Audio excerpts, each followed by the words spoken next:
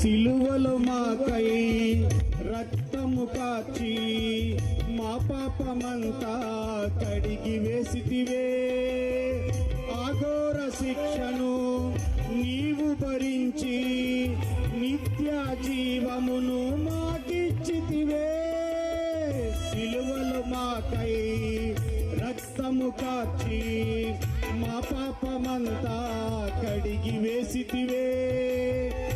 అఘోర శిక్షను నీవు భరించి నిత్య జీవమును మాకిచ్చితివే. నీ పిల్లలుగా మమ్ము చేయుటకు ఏ పాటి వారమో యేసయ్యా.